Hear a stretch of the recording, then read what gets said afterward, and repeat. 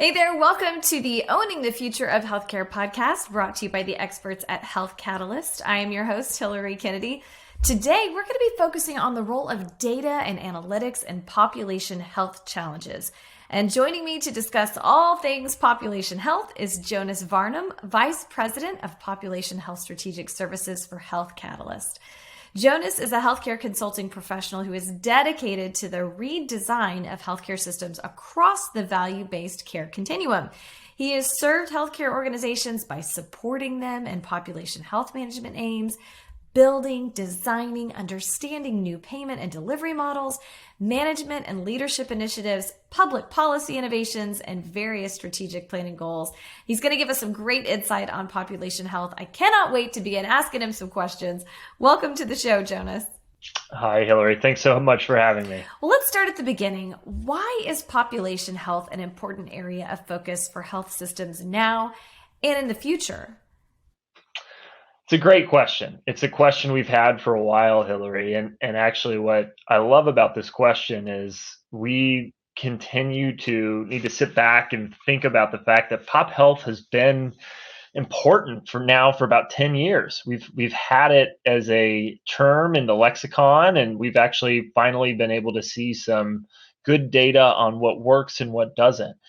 But it's important to remember, frankly, how it got built and what some of the components of population health were as pop health really developed.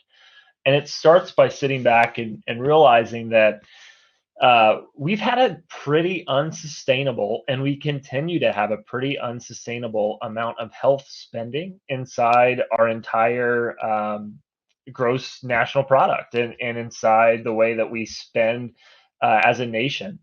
And when you sit back and think about the fact that we've had unsustainable waste, we've had wages that have actually been outpaced by inflation, then it creates an economic paradigm for us as a nation and for marketplaces in each area in different sections of the country to understand, well, how can we create a better health system and a delivery system? And that was really the goal of population health. We still see that there's a substantial amount of waste and inefficient and suboptimal care being developed and provided across the United States. In fact, we estimate maybe about $1 trillion of suboptimal or inefficient care or waste is occurring inside our different utilization and across different services across the U.S. And frankly, maybe about 35% of that we could improve, maybe as much as 50%. Some experts are estimating.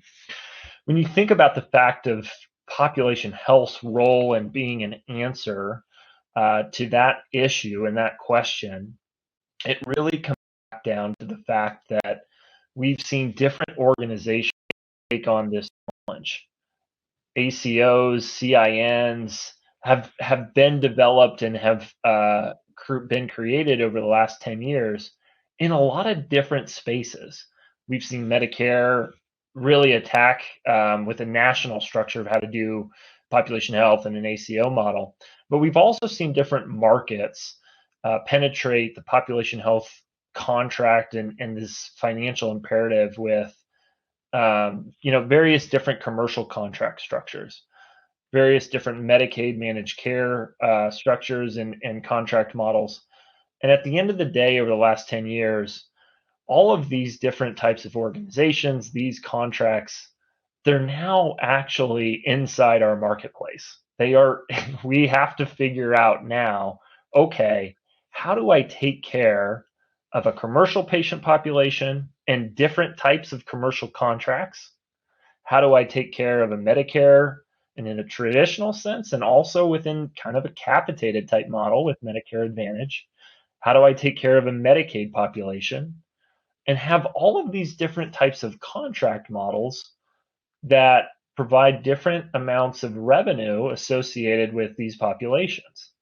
That's what we're seeing now. And when you sit back and say, why is pop health necessary now and in the future?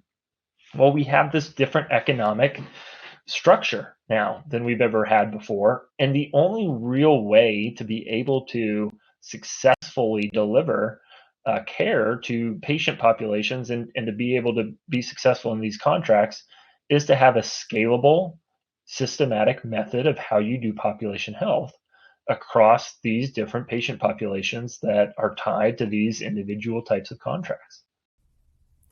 Yeah, many health systems, they struggle to improve the health of the populations they manage.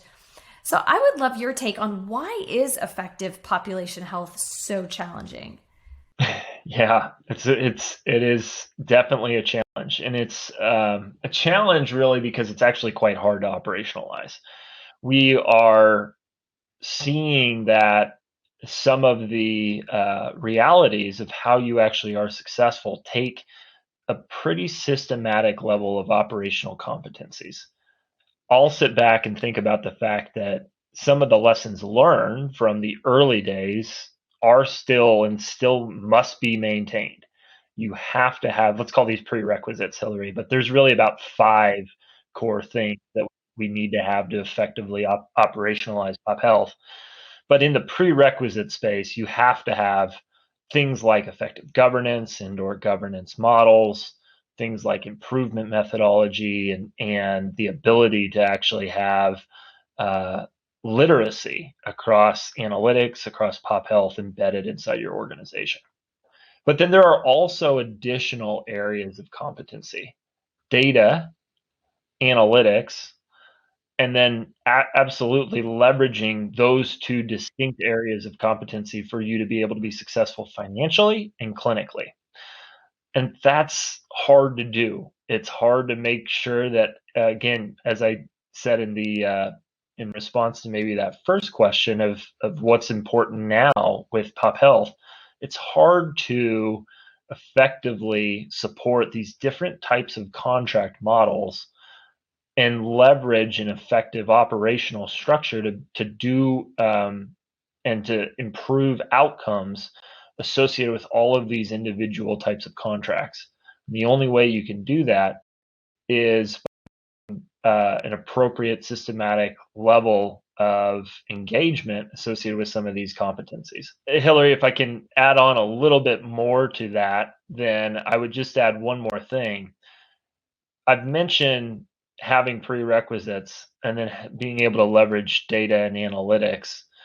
And one other thing that's really important is that it's actually quite valuable for organizations to have a single source of analytic truth. But if you think about those as individuals inside your health system that are supporting areas like HCC coding or payer relations conversations, and they need to have access to analytic components that all leverage the same base levels of data. Similarly, on the care transformation side, if you have care managers that are supporting population health goals, if you have quality measurement specialists that are seeking ways to improve in clinics, then you also need to be leveraging data and analytics across that single source of truth. So it takes a little bit of both a competency approach, but then some base levels of foundations within your organization that everybody can leverage and use, and that's really how you can be successful a little bit more at scale. Yeah, you've mentioned some of these things. What role do data and analytics play in navigating these population health challenges? So it's a great follow up there. And the reality with actually being able to leverage data analytics, and what I often consult with different organizations on, is that the first thing you should be able to do is understand if you can answer innumerable different types of use cases. And then, frankly, you have to make sure you can do that at a pretty rapid pace, at a quick level. Can you answer innumerable or a substantial amount of use cases quickly? And let's talk a little bit about what that means in much more detail here. So I think often you get a question like, what's my PMPM, and how close am I to a target on a regular basis per different type of contract model, or across multiple contracts, or across specific patient populations. And then it sits back and you realize I need to know how impactful specific patient populations are And I need to make sure that those patient populations are benchmarked appropriately.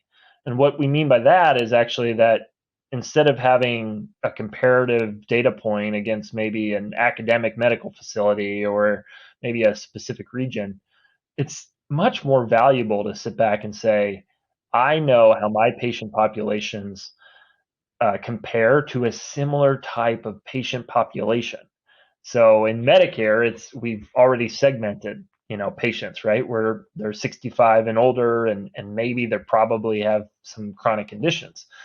But when you get to direct to employer and self-insured and a variety of different, again, at scale types of contract models and populations, you need to be able to do that for every single population and make sure you understand if that benchmark patient population are patients like yours. Because then what you sit back and start wondering is, well, what is impactful? And if you can answer questions like, what sites of service are my patients using? For instance, are they appropriately leveraging the emergency department, or are they inappropriately leveraging the emergency department? Are we seeing types of services in ED that we really shouldn't be able to see and we shouldn't see on a regular basis?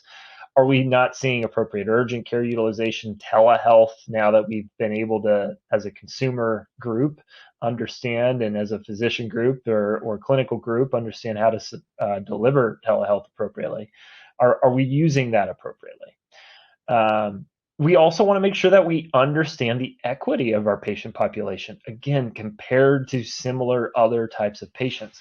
Are our patients that have different types of economic and social determinants factors, are they receiving the right care at the right place at the right time for their factors that they have?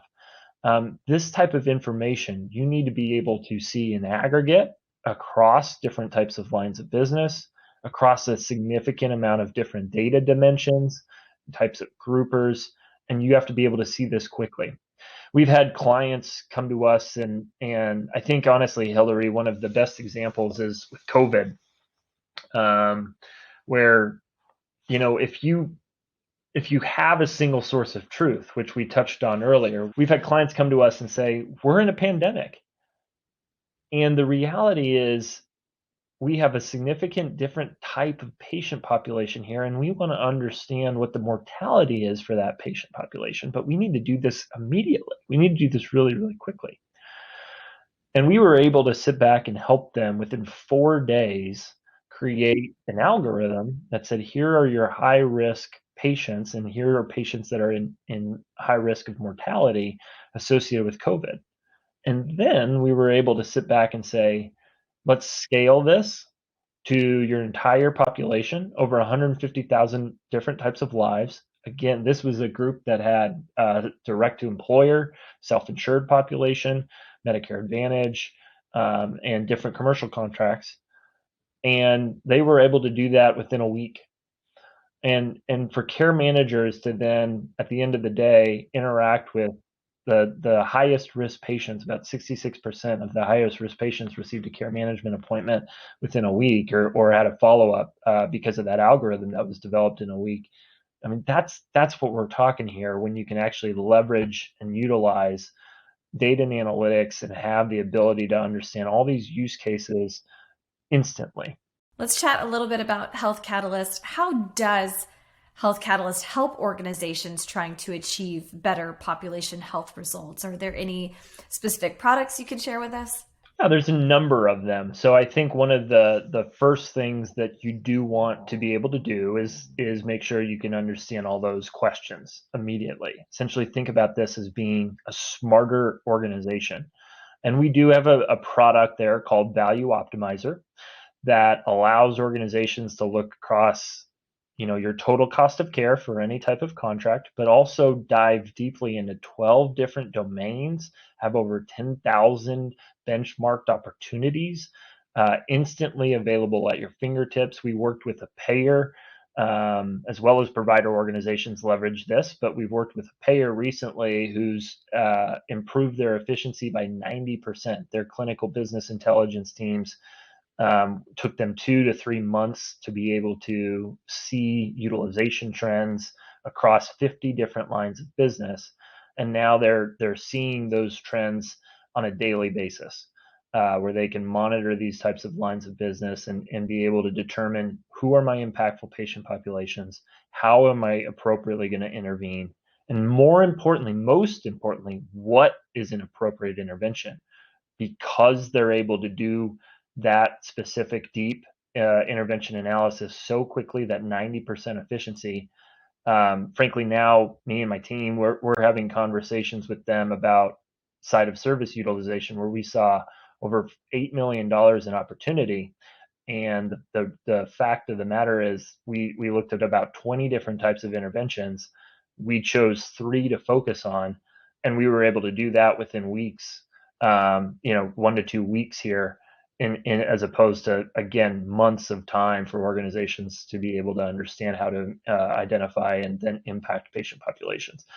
And that's with robust data that informs those interventions. What are the social determinant of health factors? What is the mental health components that go into that, some of that ED utilization as well?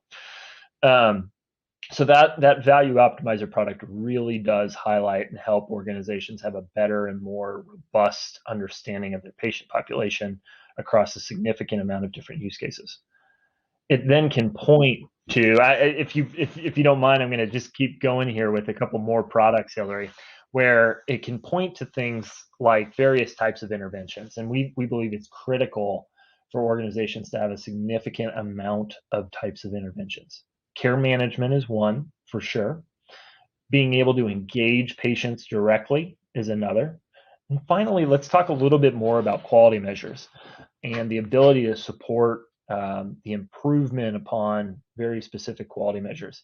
I think we're all a little bit burned out right now, and definitely physicians. My wife is a clinician, and I get to hear about it regularly, of some of the daily work and grind that we all have inside the healthcare field. And the reality is, we've had a significant amount of quality measures, and what we've actually supported organizations with, we have over 250 measures that we maintain, that we actually organize and annually update, that we are happy to provide to organizations directly embedded into their EHR. So now physicians can actually look inside their workflow on a daily basis. And we've worked with a large organization inside the Midwest, who has over 200 different clinic sites, where we are embedding quality measures that are nationally standard quality measures directly into their EHR. And so they can actually leverage that to have conversations and make sure that they are able to appropriately meet the very specific types of criteria that these quality measures have. But they also don't have to dive deep into some of the nuance of the technology, or they don't have to look at a printed off report in a morning huddle. It's just right there in their EHR for their clinical visit. And that's a significant amount of work that nobody inside the clinic practice now has to do. And frankly, going back to the analytics component of this, when you have a single source of truth and it's all running off of that single data repository, then you're able to actually have those updates pushed to you, and your analytic teams don't have to do it from a business perspective as well. So that we've seen that be critically valuable to support organizations in improving quality measures, reducing clinical burnout, reducing staff burnout, and also improving satisfaction across both your patients and your physicians as well. Lastly, I do want to touch a little bit more on care management, and we have a couple of different ways that we think about this, but it really starts by making sure that you can identify patient populations effectively, analyze these patient populations. We have a tool that we call Pop Analyzer, and it's a solution that allows organizations to build any sort of care management or stratification or registry group that they need to work.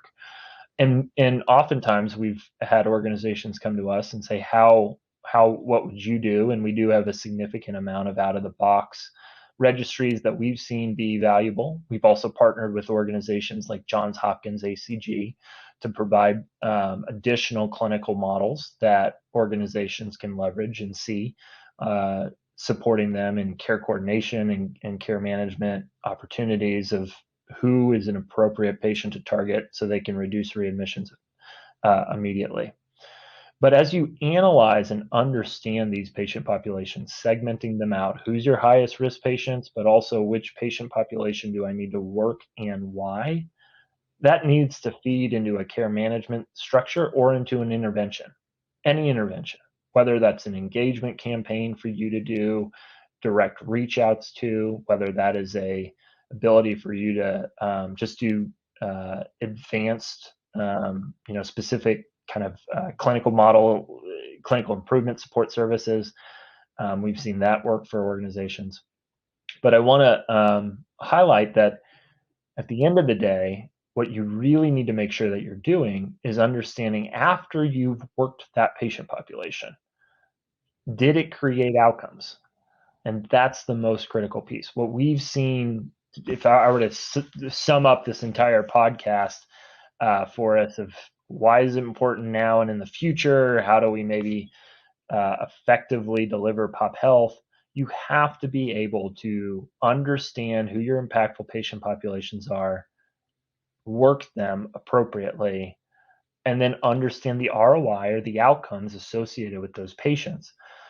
And with our Pop Insights solution, we actually provide out of the box answers to things like the PM for your patient populations that have been supported, but also process measures of and KPIs associated with anything that you've done or worked for that patient population, readmission rates for that patient population. If you were working with that patient on care management, how effective were your care management individuals in delivering the services for those patients? Let me give one more example here of how we've potentially shown and helped organizations understand the outcomes associated with their patient population. There was a managed Medicaid organization who had a significant amount of variety of care management programs and a couple of different types of interventions. And their patient population would come in and out of Medicaid enrollment. And luckily, they had data that we were able to include and look at, and we could study their care management services and say, over a specific time period, when you analyze the multivariant components of services that your patients received, for instance, they received a care management high cost intervention, they received transportation services. Some of these patients received reach outs to make sure that they had appropriate food for their social determinant of health issue. But we couldn't figure out what was actually the true root cause of that effectiveness until we did a multivariate analysis, leveraging our analytic knowledge and leveraging the data inside, and then seeing it inside Pop Insights to know that it was frankly a couple, two of the 5 care management programs that they then continued. And those 2 care management programs drove a significant amount of outcomes. They had a 2-to-1 ROI, cost to benefit ratio. They also reduced inpatient visits by over 600 inpatient visits for a cohort of about 2,000 patients.